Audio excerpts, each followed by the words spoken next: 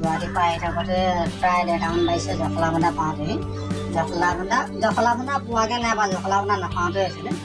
মোৰ কাষত এখন দোকান খোলা দেখা পালোঁ। দেখা পোৱা দেখি মই ভাবিলোঁ আৰু মোৰ টোপনি আহিছে। টোপনি অহাৰ কাৰণে মই ৰৈ থকাৰ পিছত দেখিলোঁ যে মই মুখখন ধুই লওঁ, ধুই পিনি মই পেকেট এটা খাই বৈ যাওঁ। তেনেকুৱাতে অলৰেডি মই গাড়ীখন ৰখোৱাৰ আগত দেখিছোঁ যে এল্টো বাহনখন ছাইডত ৰখাই থোৱা আছে। ৰখাই থোৱা তাৰ পাছতে মই পেকেটটো লৈ ঘূৰি আহি দিছোঁ। এখন ট্ৰাক আহি ডাইৰেক্ট মুখামুখি মাৰিছে। মুখামুখি মৰাৰ পিছত এল্টো বাহনখনৰ পৰা এটা ল'ৰা ওলাই যোৱা দেখিছোঁ। ক'লা পেণ্ট পিন্ধিছে, ক'লা জোতা, আৰু যিজন ট্ৰাক ড্ৰাইভাৰজনে পলাইছে।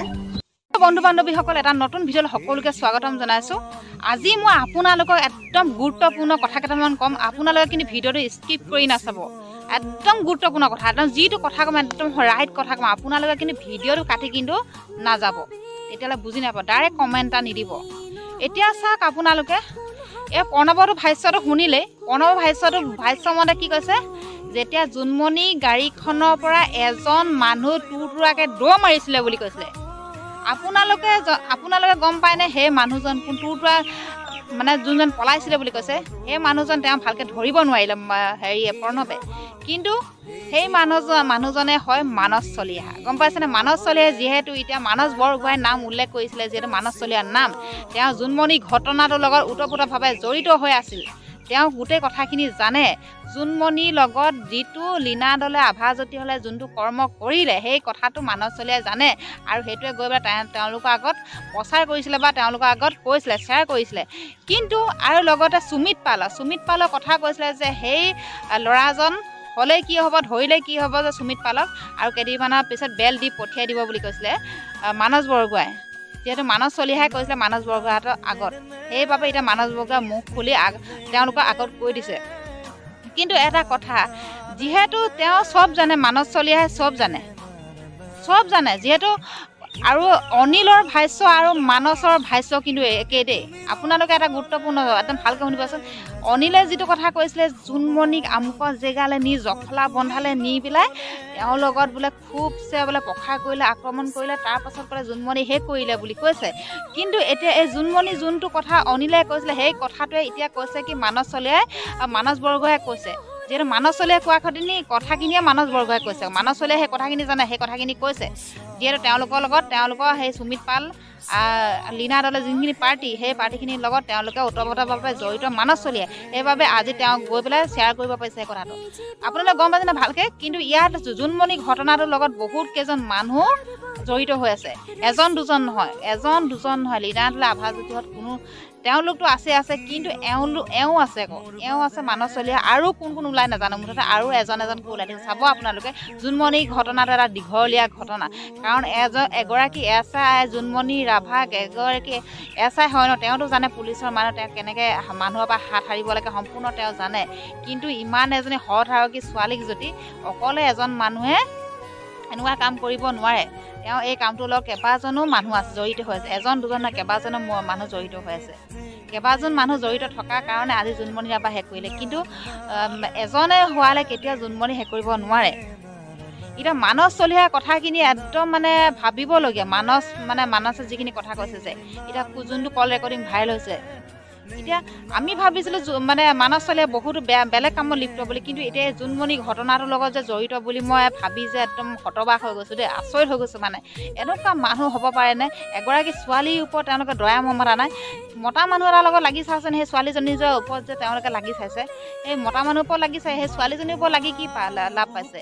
আজি জোনমণি ৰাভা মাতৃ যিটো দুখত আছে, যিটো দুখত পৰি আছে, বা যিটো এতিয়া কোনে খোৱা বা কোনে পিন্ধে সেইটো লৈ চিন্তা। আৰু এওঁলোকে হৈছে ৰং পাইছে, পইচা পাইছে, তেওঁলোকে ফূৰ্তি কৰিছে। আজি মানস চলিহাই কি পইচা নিদিয়াকৈ আছে? মানস চলিহাই পইচা পাইছে, সেইকাৰণে এই কামটো কৰিবলৈ বাধ্য হৈছে। আৰু লগতে সুমিত পালহঁতো পইচা পাইছে কাৰণে এইটো কামটো কৰিব পাৰিলে। আজি CBI চাৰ্জশ্বিটখন দাখিল কৰিছিলে, কিন্তু সেই চাৰ্জশ্বিটখন আমি কেতিয়া মানি ল'ব নোৱাৰোঁ। কাৰণ সুমিত পাল ননালৈকে, সুমিত পালৰ ভাষ্য নুশুনালৈকে সেইখন চাৰ্জশ্বিট কেতিয়াও সম্পূৰ্ণ হ'ব নোৱাৰে। সুমিত পালৰ ভাষ্য শুনা নাই, সুমিত পালক কি বাইট দিলে বা সুমিত পালক কোনে পঠিয়াইছিলে কি নাই, সেইখিনি বাইট আজিলৈকে পোৱাই নাই। কেনেকৈ চাৰ্জশ্বিট দাখিল কৰিলে, লগতে সেই মোবাইল আৰু লগতে আছিলে ৰুমাল, সেই ৰুমাল আৰু মোবাইলৰ কাহিনীৰ আজিলৈকে একো নোলালে। কেনেকৈ চাৰ্জশ্বিট দাখিল কৰিব? সেই মোবাইলটো কাৰ আছিলে সেইটোতো ক'ব লাগিব, ৰাইজক ক'ব লাগিব। সেইটোতো জনাব লাগিব যে সেই মোবাইলকেইটা কাৰ আছিলে, আচলতে কাৰ আছিলে সেই মোবাইলটো। আৰু লগতে ৰুমালখন খাই আছিলে তেওঁলোকে পৰীক্ষা কৰিব নিছিলে কিন্তু পৰীক্ষাৰ বাবদ কি পালে সেইটোতো তেওঁলোকে কাৰো স্বীকাৰ কৰা নাই এতিয়া মানস চলিয়াই পিছে পিছে দৌৰ মাৰিছে হয় মানস চলিয়াই গোটেইখিনি যদি ভালকৈ সোধে মানস চলিয়াই মুখ খুলিব আকৌ নোখোলা নহয় তেওঁ খুলিব মুখ কিয়নো নুখুলিব মুখ খুলিব নিশ্চয় খুলিব তেওঁ কিন্তু তেওঁক ভালকৈ জোৰ কৰি সোধা পোছা কৰিব লাগিব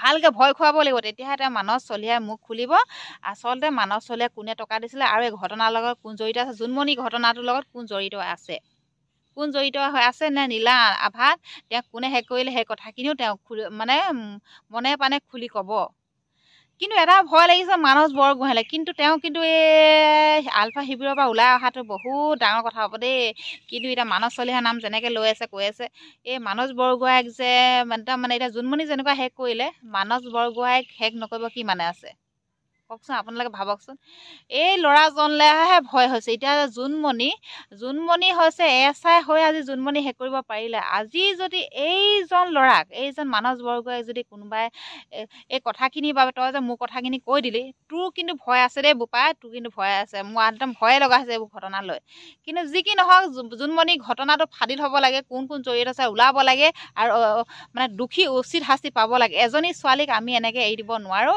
মাতৃয়ে ন্যায় পাবই লাগিব জোনমণি মাতৃয়ে ন্যায় পাবই লাগিব আৰু লগতে মোবাইল ৰুমাল এইবোৰ চবৰে ওলাব লাগিব কাহিনী ইয়াত কি কোন জড়িত হৈ আছে লগতে আছে তেওঁলোকৰ ATM আছিলে মোবাইল আছিলে সেইবোৰ চব ওলাব লাগিব কোনে পাইছে কোনে নাই লোৱা এনেকৈ CBI চাৰ্জশ্বিট এখন দাখিল কৰিলে যে হ'ব নহয় কিন্তু ইয়াতো CBIও অলপ তলে বেয়া কাম এটা কৰিলে আৰু সেইটো খালি বেয়া লাগিছে আৰু ইমান এটা ৰাষ্ট্ৰীয় পুৰস্কাৰ পৰা CBI আজি তেওঁলোকে এটা জোনমণি ঘটনাদৰে উদঘাটন কৰিব নোৱাৰিলে লাষ্টত এটা বেয়া নিউজ দিলে কি ঘটনা দুৰ্ঘটনা বুলি ক'লে সেইবিলাক চব ফেক নিউজ এইবিলাক চব মিছা কথা কিন্তু যোনটো ইয়াতো চব মেনেজ হৈ গ'ল চব মেনেজ টকা মেনেজ টকা দিলে চব হৈ যায় টকাৰ বাবদ আজি এনেকুৱা এটা হ'বলৈ পালে খুব এটা দুখজনিত খবৰ বেয়া লাগিলে আৰু এই মানস চলিহাৰ কথাটো কেলৈ ক'লোঁ কাৰণ প্ৰণৱে কোৱা কথা দেই মোৰ কোৱা কথা নহয় প্ৰণৱে নিজে কৈছিলে গাড়ীখনৰ পৰা ওলাই গৈছিলে সেই ধুনীয়াকৈ ডেকাকৈ যুৱক এজন পিছফালৰ পৰা দেখিলোঁ বুলি কৈছে কিন্তু সেইজন মোৰ মনৰ ভাৱে কৈছোঁ কিন্তু এই কথাষাৰ মই ডাইৰেক্ট কোৱা নাই যে এওঁ বুলি কিন্তু মোৰ মনৰ ভাৱ মই মনত ভাবি লৈছোঁ এইজনে সেইজন হ'ব পাৰে কিন্তু আজিকালি দিনত কাকো বিশ্বাস কৰিব নোৱাৰি গাইজ কাকো বিশ্বাস কৰিব নোৱাৰি তেওঁলোকে হ'ব পাৰে নিজৰ একেখন কাঁহীতে ভাত খোৱা ল'ৰাকে বিশ্বাস কৰিব নোৱাৰে আপোনালোকে কেনেকৈ বিশ্বাস কৰিব এওঁলোকৰ তাতকে ধুৰন্ধ হয় এহেঁতি হৈছে মানসৰ কথা সকলোৱে গম পায় এতিয়া তেওঁ কি কামত লিপ্ত হৈছিলে কাৰ কিমান টকা খাইছিলে চব গম পাই গ'লে মানসৰ বিষয় কিন্তু সেই মানুহজনক আপুনি কেনেকৈ বিশ্বাস কৰিব কওকচোন একো বিশ্বাস কৰিব নোৱাৰে এওঁলোকৰ নিচিনা মানুহক গতিকে আৰু কিনো ক'ম মুঠতে জোনমণি ৰাভাৰ মাতৃয়ে যোনে জোনমণিক হেক কৰিলে তাৰ প্ৰতিফলটো পাওক কোনে শাস্তি দিছিলে জোনমণিক শাস্তি দি তেনেকুৱা কৰিলে এতিয়া জোনমণি যোনে তেওঁলোকৰ এনেকুৱা ঘটনাটো কৰিলে সেইকেইজনে উচিত শাস্তি পাওক আৰু একদম কি কওঁ একদম পূৰা সাও দিছে ভগৱান একদম পূৰা সাও দিছে মনৰ পৰা সেইকেইজন বহুত শাস্তি পাওক আৰু